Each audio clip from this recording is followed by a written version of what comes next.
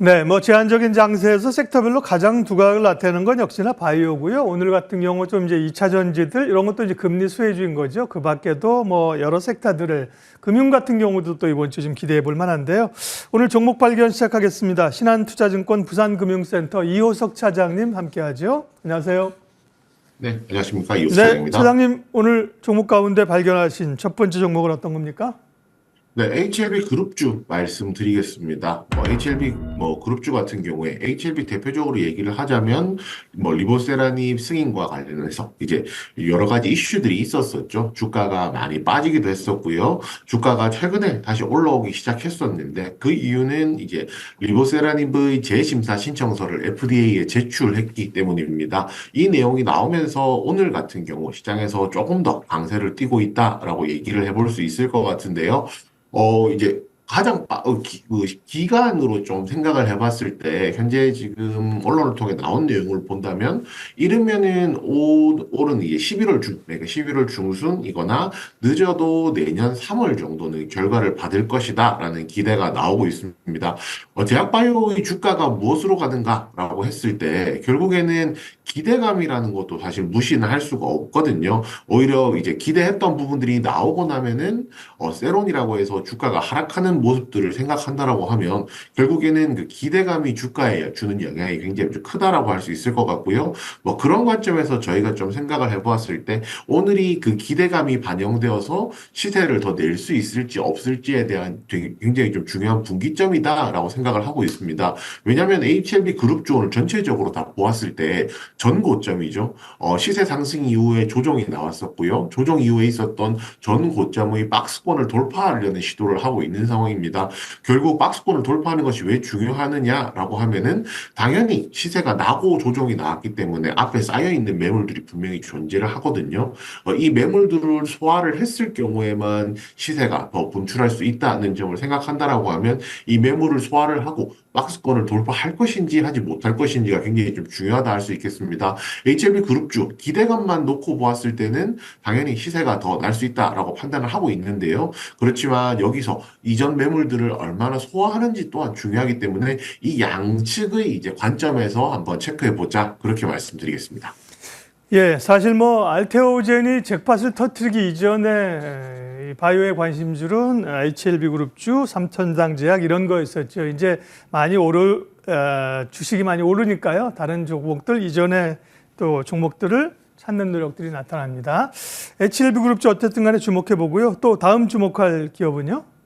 네, STX 그린로지스입니다. 저희가 보통 해운, 물류로 부르고 있는 업종군이죠. 여러 가지 내용이 있겠지만, STX 그린로지스 같은 경우에는 해운과 관련한 이슈가 있을 때 가장 민감하게 움직이는 종목 중에 하나다라고 생각해 주시면 될 것 같습니다. 이런 것들은 종목의 특성이다라고 얘기를 해볼 수가 있을 것 같고요. 그런데 이제 어떤 이슈가 있었는지에 대한 얘기를 해보자면, 미국 항만노조가 대규모 파업을 예고를 했습니다. 이런 부분들이 결국 이제 가격에 영향을 좀 끼친다라고 좀 생각을 하면 될 것 같거든요.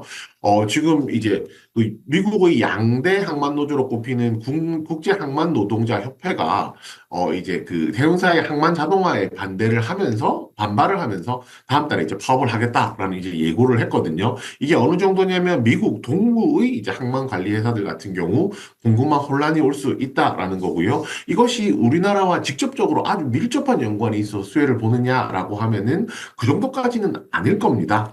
분명히 이제 그 기간이 있기 때문에 그 전에 해결이 될 수도 있을 거고요. 그렇지만 결국에 이제 해운주들을 투자하는 사람들의 입장에서는요, 이런 내용들이 나왔을 때 주가가 자극을 받고 주가가 올라갈 수 있고 변동성이 생긴다라는 것이 더 중요하다라고 좀 생각을 하고 있거든요.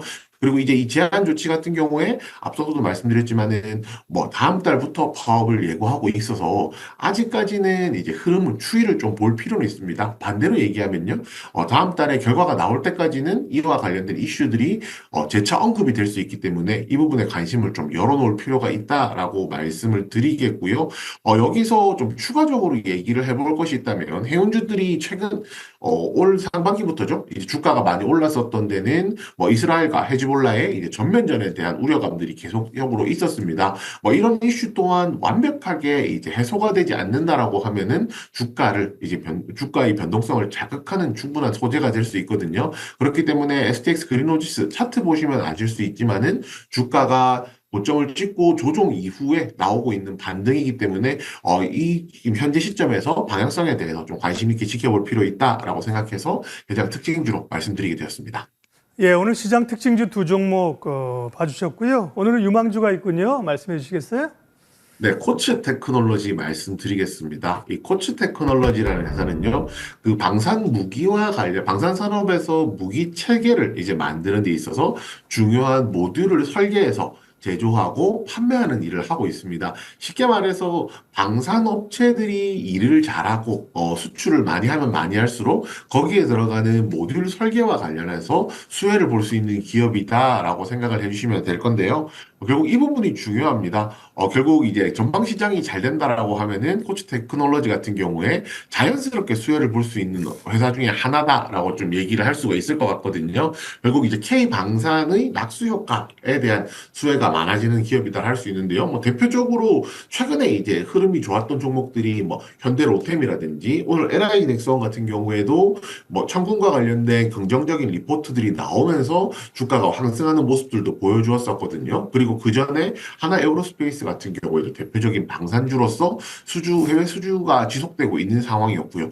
이런 추세들을 조금 생각을 해본다라고 하면 오히려 이제 투자자 입장에서는 이제 아무래도 상대적으로 이제 어떤 방산주에 접근할까라고 생각했을 때 시세가 많이 딴 종목들에 대해서는 약간 부담이 있을 수도 있거든요. 오히려 이런 관점에서 생각했을 때 상대적으로 조금 다른 포인트로서 코츠 테크놀로지를 투자하는데 장점이 있다라고 생각하고요. 또 이제 코츠 테크놀로지 같은 경우에는 국내에서 경쟁사가 좀 제한적인 상황입니다. 그렇기 때문에 수주 잔고가 더 늘어날 가능성이 높다라고 생각해서 코츠 테크놀로지 업황을 봐도 좋고 향후 실적 전망도 괜찮다라고 판단해서 오늘 유망주로 말씀드리게 되었습니다. 마지막으로 가격 전략까지 한 번에 이어서 말씀을 드릴게요. 가격 전략은 오늘 갭 상승하긴 했는데 현재가에 매수하는 것 가능하다라고 판단하고 있습니다. 지금 매수를 한다라고 하면요. 목표가를 단기적으로, 중기적으로 좀 나눠볼 수가 있는데요. 단기적으로 본다면 120일 이동평균선이 이제 가격 상승을 막고 있는 22,000원 접근 가능하고요. 만약에 이 매물을 소화한다라고 하면은 중기적으로 보았을 때 전 고점인 28,000원까지도 가능하다라고 생각하고 있습니다. 마지막으로 손절가 같은 경우에는 최근에 떨어졌던 가격 부근인 16,000원으로 정했습니다. 네, 오늘의 종목 발견 이호석 신한투자증권 차장 함께했습니다. 고맙습니다. 네, 감사합니다.